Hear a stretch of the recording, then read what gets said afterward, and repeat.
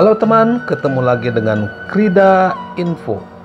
Dan kali ini kita akan membahas mengenai sejarah kota Bandung. Dari terbentuknya cekungan Bandung zaman purbakala, dibangunnya kota Bandung, terbentuknya pemerintahan, hingga siapa-siapa saja yang menjadi wali kota dari zaman Belanda hingga sampai saat ini. Baiklah teman, untuk lebih lengkapnya kita ikuti ulasan berikut ini. Selamat menyaksikan.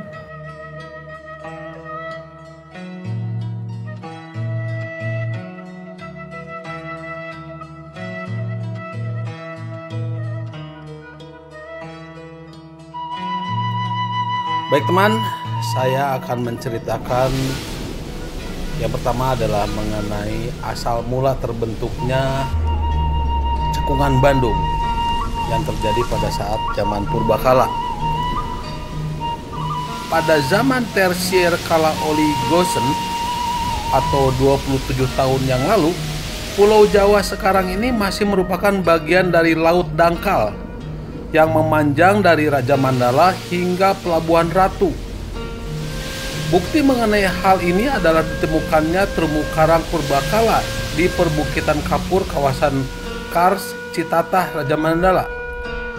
Proses pengangkatan kerak bumi selama jutaan tahun membentuk lipatan, patahan, dan retakan sehingga pantai utara Pulau Jawa berada di titik Pangalengan.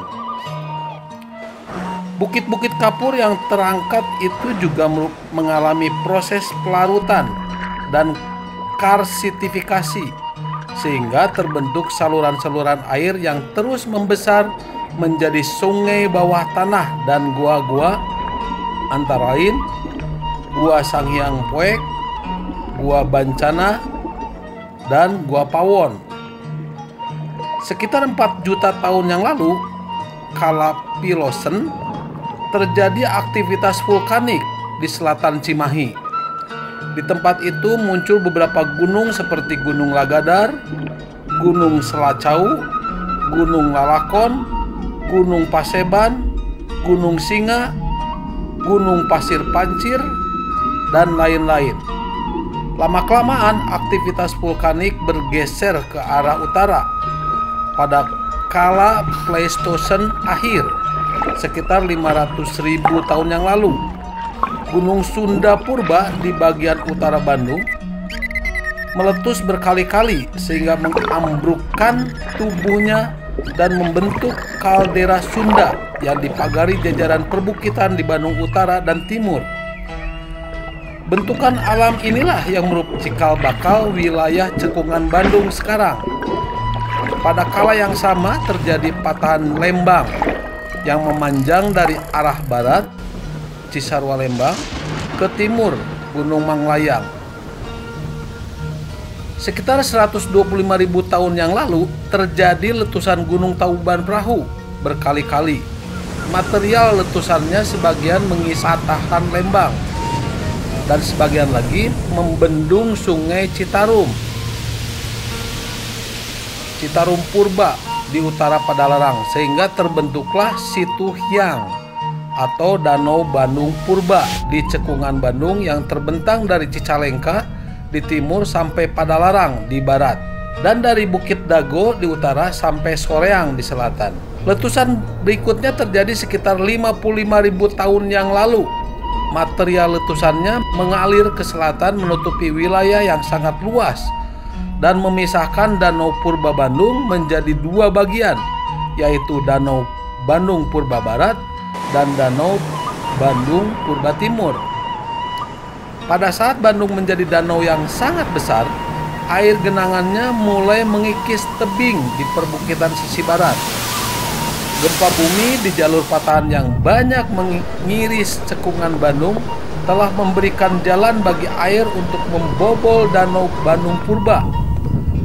Pelepasan air danau terjadi pada saat memasuki celah-celah antara Pasir Kiara dan Pasir Larang, hingga akhirnya situ yang menyusut di suatu lembah sempit yang dikenal dengan sebutan Cukang Rahong atau Danau Bandung Purba Barat, dan Curug Jompong, Danau Bandung Purba Timur. Cekungan Bandung sudah dihuni oleh manusia sekurang-kurangnya sejak 9.000 tahun yang lalu. Pada akhir tahun 2003 ditemukan 4 fosil kerangka utuh manusia purba jenis Homo sapiens di Gua Pawon atau utara Padalarang yang diperkirakan berusia 9.000 tahun. Gua Pawon merupakan gua pertama di Pulau Jawa bagian barat sebagai tempat ditemukannya kerangka manusia prasejarah. Menurut arkeolog Prancis Jean-Christophe Galipaud tahun 2009, kerangka ini sangat mungkin merupakan kerangka manusia tertua yang pernah ditemukan di Indonesia bagian barat. Di Gua Pawon ditemukan juga 22.000 artefak berupa gelang-gelang dari batu gelas, kapak, dan aneka peralatan dari batu obsidian. Gua ini diperkirakan menjadi tempat tinggal sekaligus pekuburan manusia purba. Selain di wilayah barat Gua Pawon, pemukiman manusia purba di sekitar cekungan Bandung juga terdapat di wilayah utara, timur laut, dan selatan cekungan Bandung.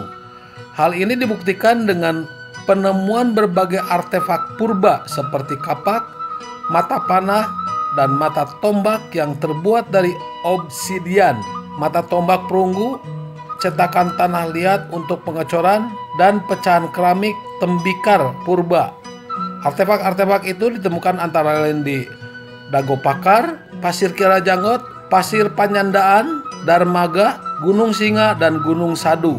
Pada abad kedua, di pantai barat wilayah yang sekarang disebut Jawa Barat, berdiri Kerajaan Salakanagara, kerajaan pertama di Jawa Barat, yang kemudian menjadi wilayah Kerajaan Tarumanagara, yang menguasai wilayah barat Pulau Jawa pada abad ke-4 hingga abad ke-7 Masehi.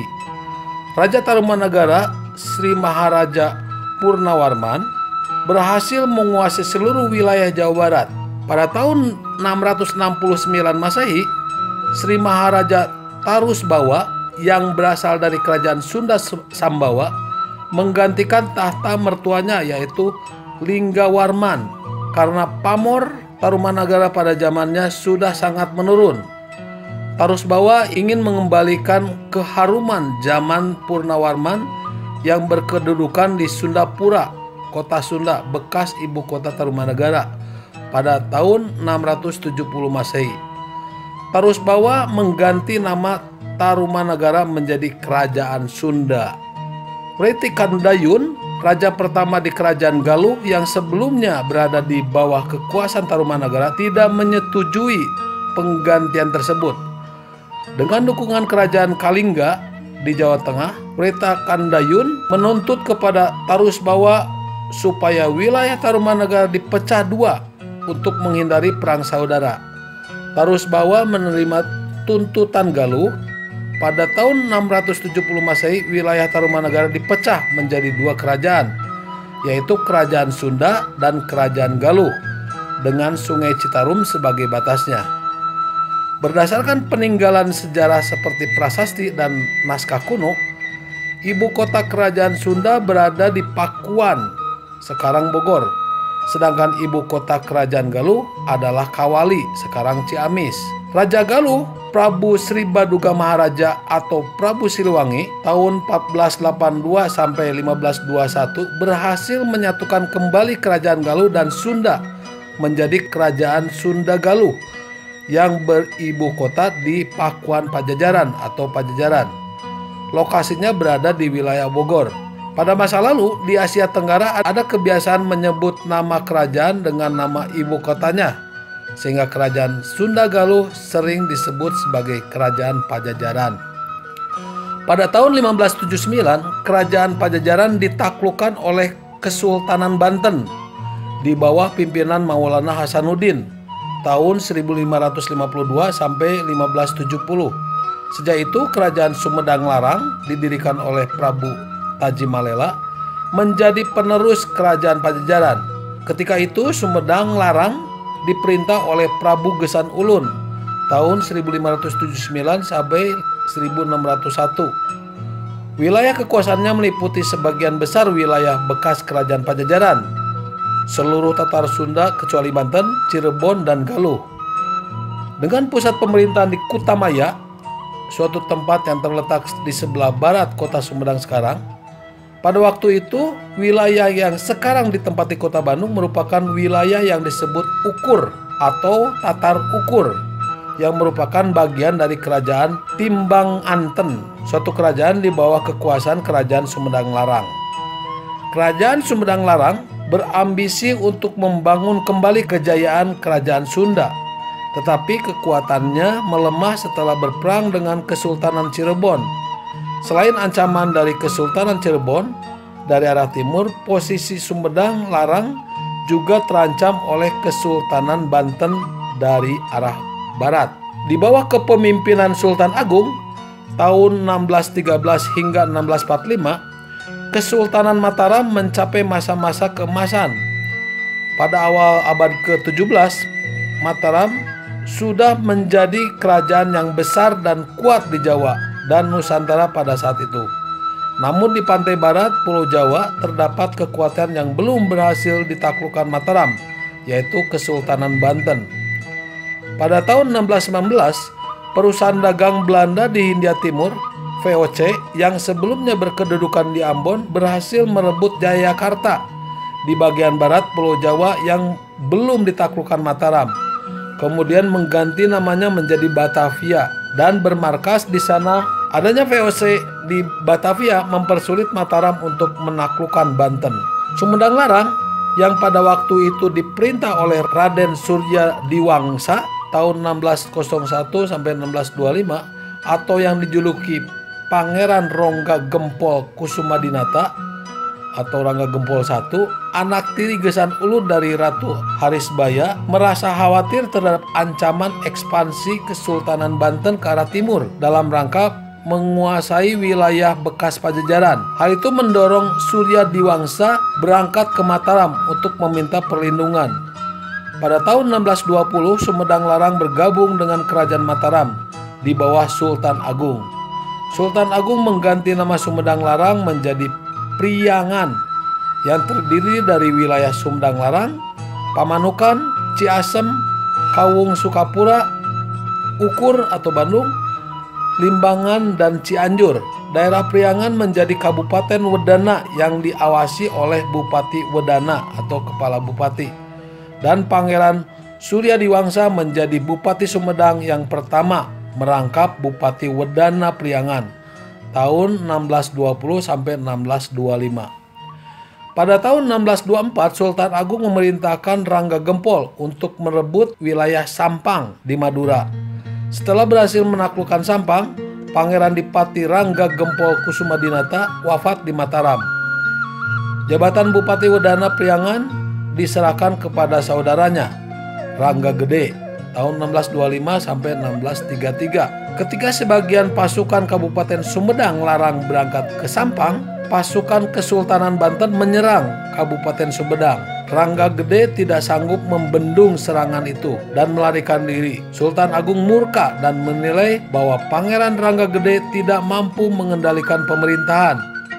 Sebagai sanksinya, pangkat Bupati Wangsa Pangeran Rangga Gede dicopot dan Rangga Gede ditawan di Mataram. Sebagai penggantinya, pangkat Bupati Wedana Priangan diberikan kepada Dipati Ukur.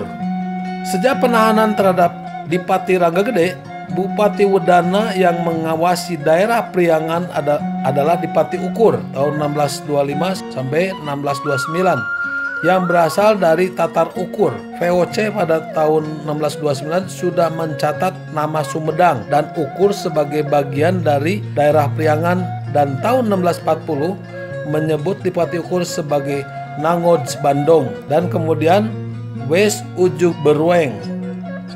Sedangkan masyarakat Sunda menyebutnya Tatar Ukur.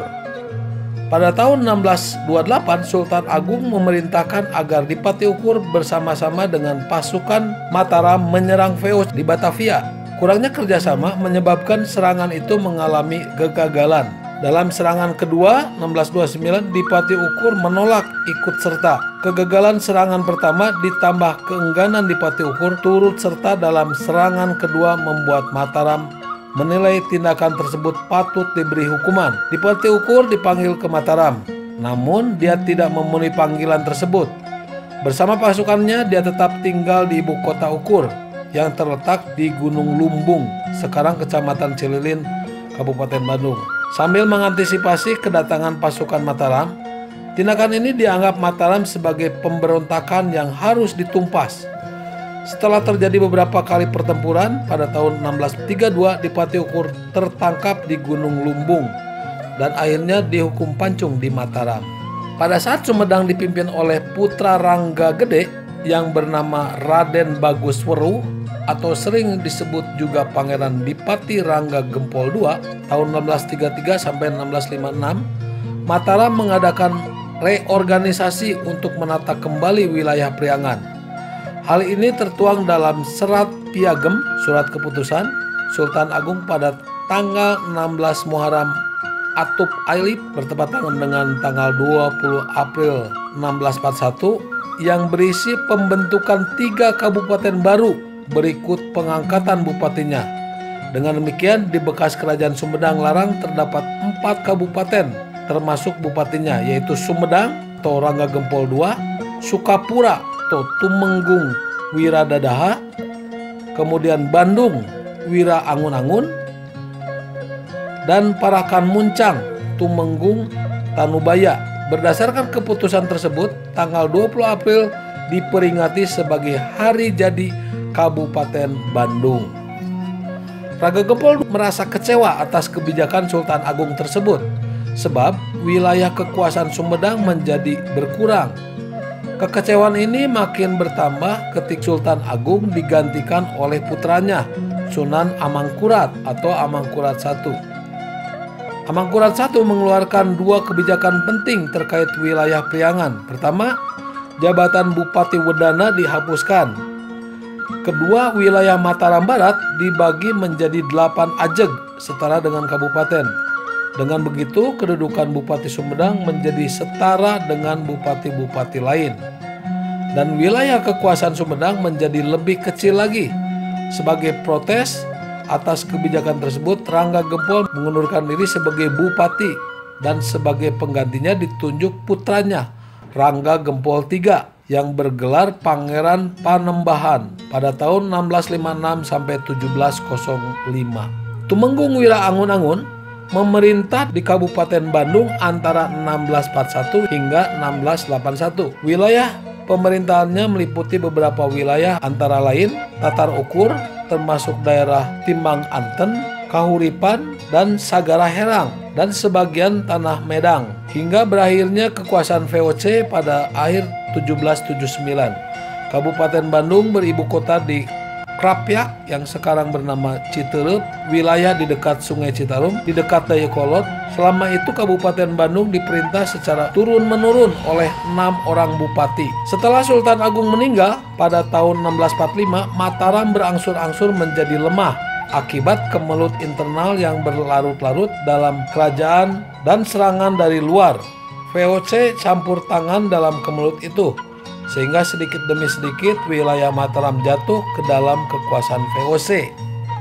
VOC memperoleh wilayah Priangan Barat dari Mataram atau Sultan Amangkurat II dalam perjanjian 19-20 Oktober 1677 sebagai imbalan atas tambahan VOC memadamkan pemberontakan Trunojoyo, sedangkan wilayah Priangan Timur dan Cirebon diserahkan Mataram kepada VOC dalam perjanjian 5 Oktober 1705 sebagai imbalan dari Pangeran Puger Pakubuwono I karena membantu merebut tahta Mataram dari Sunan Mas Amangkurat III. Di bawah kekuasaan VOC, Bupati Bandung dan bupati-bupati lainnya di Priangan tetap berkedudukan sebagai penguasa tertinggi di kabupaten tanpa ikatan birokrasi dengan VOC. Sistem pemerintahan kabupaten tidak mengalami perubahan, namun VOC menuntut agar para bupati mengakui kekuasaan VOC dengan jaminan menjual hasil-hasil bumi tertentu secara eksklusif kepada VOC. Sebagai pengawas Opsigter daerah Cirebon Priangan, VOC mengangkat Pangeran Arya Cirebon. Budidaya kopi di Jawa untuk keperluan pemasaran di pasaran dunia sudah dimulai sejak awal abad ke-18. Pada waktu itu, VOC menjelajah mencari barang-barang kolonial di berbagai bagian kepulauan Nusantara. Tanaman kopi yang didatangkan dari India Selatan ternyata dapat tumbuh baik di daerah pedalaman markas besar kolonial yang berbukit-bukit.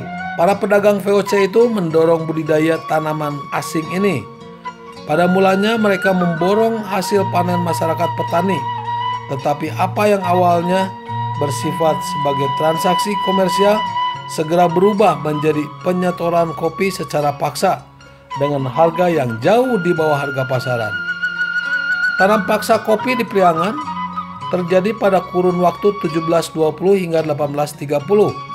Satu abad sebelum pemerintahan Hindia Belanda di bawah Gubernur Jenderal Johannes van de Bosch memberlakukan sistem tanam paksa pada tahun 1830 karena Hindia Belanda mengalami krisis finansial akibat perang di Ponorogo tahun 1825 hingga 1830. Salah satu kewajiban utama para bupati di Priangan terhadap VOC adalah melaksanakan penanaman wajib tanaman kopi dan menyerahkan hasilnya ke VOC. Dalam sistem ini, baik bupati maupun rakyat mendapat bayaran atas penyerahan kopi yang besarnya ditentukan oleh VOC. Para bupati wajib memelihara keamanan dan ketertiban daerah dan tidak boleh mengangkat atau memecat pegawai bawahan bupati tanpa pertimbangan pengawas daerah Cirebon Priangan. Pada bulan Desember 1799, VOC mengalami kebangkrutan sehingga seluruh aset dan kekuasaannya diambil alih oleh Republik Batavia tahun 1795 sampai 1806. Pada tahun 1806, Kaisar Prancis Napoleon Bonaparte mendirikan kerajaan Belanda sebagai penerus Republik Batavia dengan mengangkat adiknya Louis Napoleon sebagai raja. Untuk mempertahankan wilayah koloninya dari ancaman Inggris, Louis Napoleon mengangkat seorang yang berpengalaman dalam militer bernama Herman Willem Daendels sebagai Gubernur Jenderal Hindia Belanda antara tahun 1808 hingga 1811 dengan misi utama mempertahankan Pulau Jawa dari serangan Inggris. Daendels berpendapat bahwa mobilisasi darat lebih sesuai untuk mempertahankan Jawa dari serangan Inggris sebab Inggris mempunyai kekuatan armada laut yang unggul pada saat itu. Oleh karena itu, salah satu misinya adalah membangun jalan raya pos, rute Postwork yang membentang menghubungkan Anyer di ujung barat Pulau Jawa hingga Panarukan di Jawa Timur sepanjang 1000 km. Jalan raya berdampak besar. Jalan raya pos berdampak besar tidak hanya terhadap perkembangan Pulau Jawa secara umum, namun juga kota-kota yang dilaluinya. Bandung salah satu contohnya. Pada awalnya, jalan raya pos berjarak 11 km di utara Krapyak ibu kota Kabupaten Bandung saat itu. Dendels memerintahkan kepada Bupati Bandung R.A. Wiranata Kusuma II tahun 1794 sampai 1829 untuk membangun ibu kota Bandung yang baru di sekitar jalan tersebut. Ucapan Dendels yang terkenal adalah "Shock that als ik terkom here and thought is gebouwd."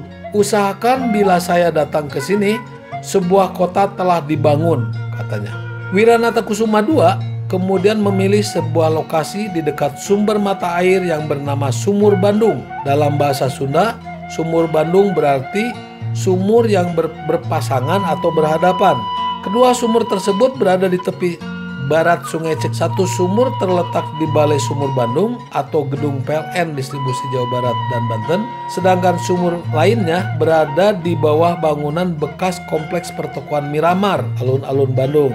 Sesuai dengan konsep tata ruang tradisional, Bupati R.A. Wiranata Kusuma II dan sejumlah rakyatnya membangun pendopo di sisi selatan alun-alun Bandung menghadap ke arah Gunung Tauban Perahu yang merupakan simbol kepercayaan sejarah masyarakat Sunda.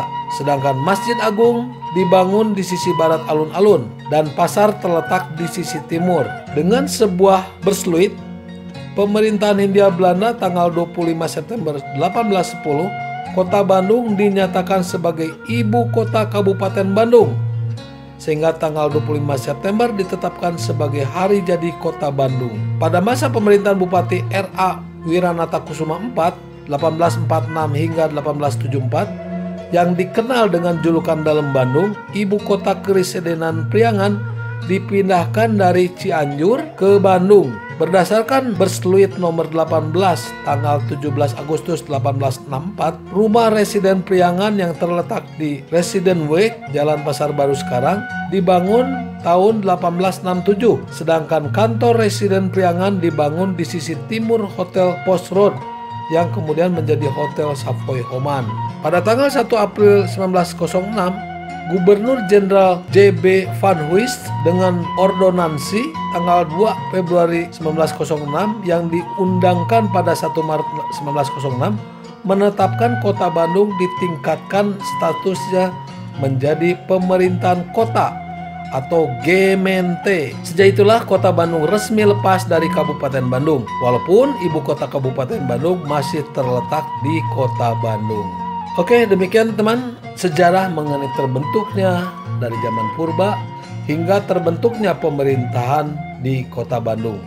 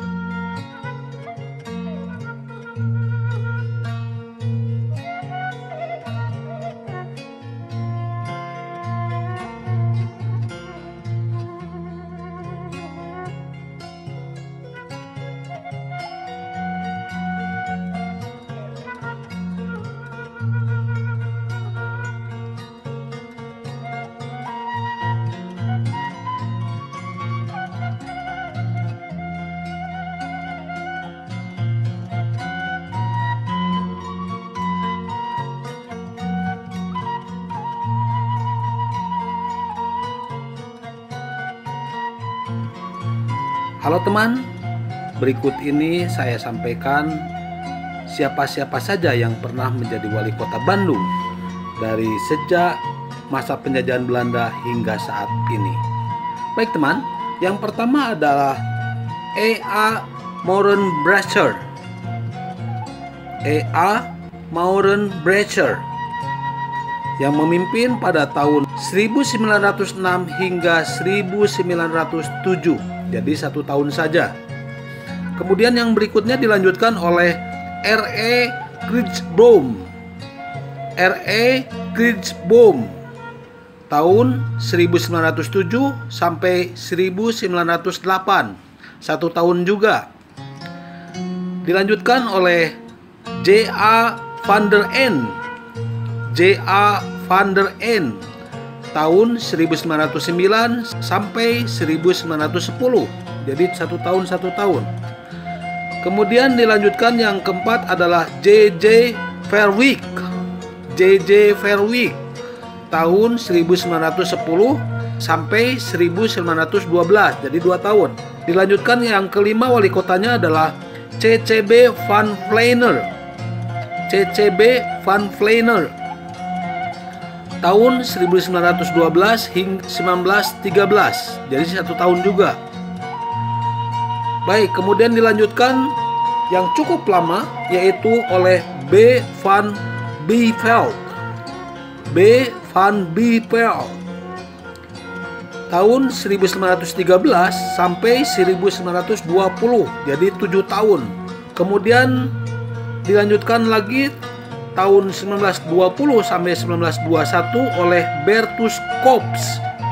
Bertus Kops.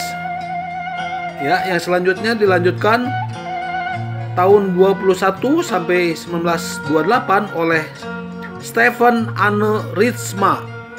Stefan Anne Ritsma. Oke, itu wali kota yang ke-8. Dilanjutkan lagi, kembali lagi oleh Bertus Kops.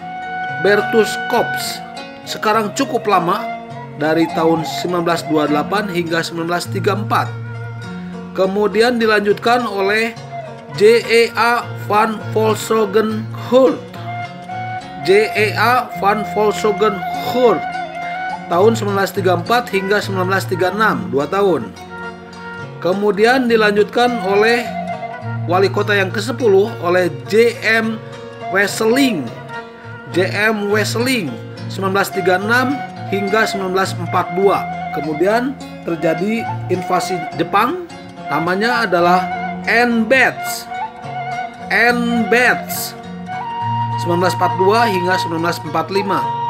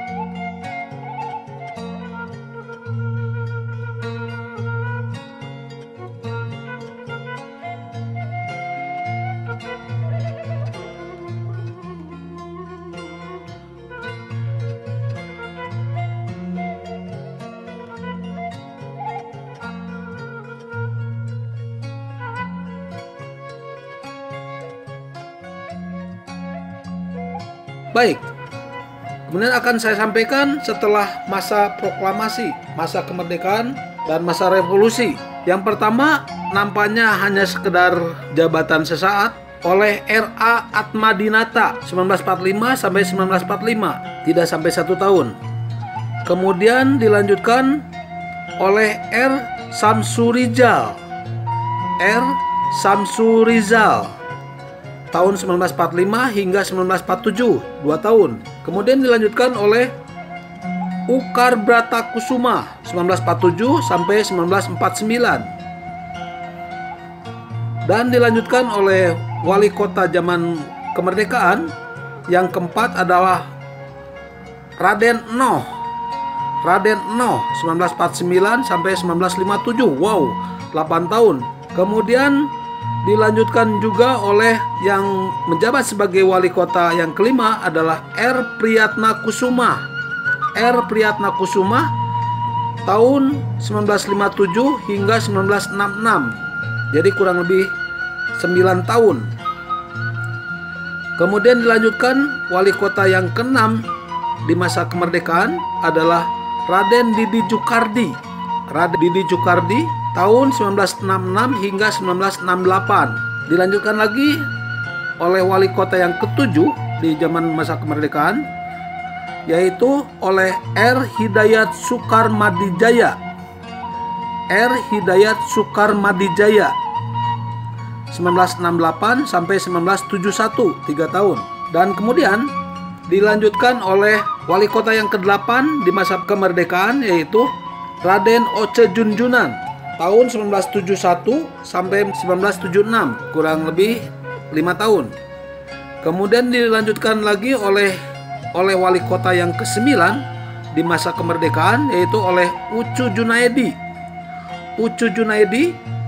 tahun 1976 hingga 1978, 2 tahun. Ke-10, wali kota ke-10 adalah Raden Husein Wangsa Atmaja tahun 1978 hingga 1978 sampai 1983. Baik, kemudian yang cukup fenomenal juga wali kota dijabat waktu masa Haji Ateng Wahyudi tahun 1983 hingga 1988, dan kemudian 1988 hingga 1993. Jadi 10 tahun dijabat oleh Haji Ateng Wahyudi. Seingat saya Haji Ateng Wahyudi juga waktu itu sebagai Ketua Umum Persib Bandung. Kemudian juga dilanjutkan sebagai wali kota yang ke-12 di masa kemerdekaan, yaitu oleh Wahyu Hamijaya memimpin pada tahun 1993 hingga 1998, 5 tahun. Kemudian dilanjutkan yang ke-13 oleh Haji A.A. Tarmana yang dijabat pada 1998 hingga 2003. Kemudian dilanjutkan oleh wali kota yang ke-14 Haji Dada Rosada SH.MSI tahun 2003 hingga 2008, kemudian 2008 hingga 2013. Nah, bagi kalian yang paling mungkin kenal, yaitu wali kota yang ke-15 di masa kemerdekaan, yaitu Muhammad Ridwan Kamil ST Mud tahun 2013 hingga 2018. Dan saat ini yang menjabat sebagai wali kota Bandung yang ke-16 di masa kemerdekaan, yaitu oleh Oded Muhammad Daniel dari 2018 hingga sampai saat ini.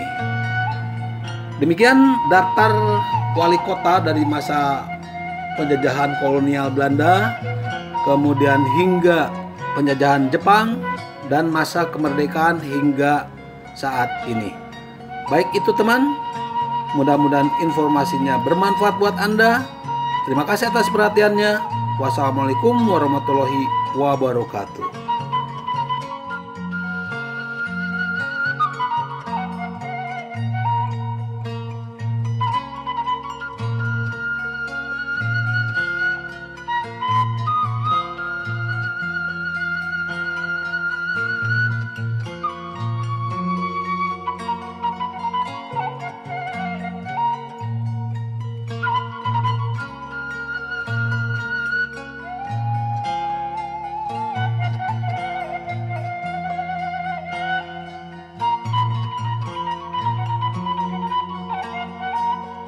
Terima kasih sudah menonton.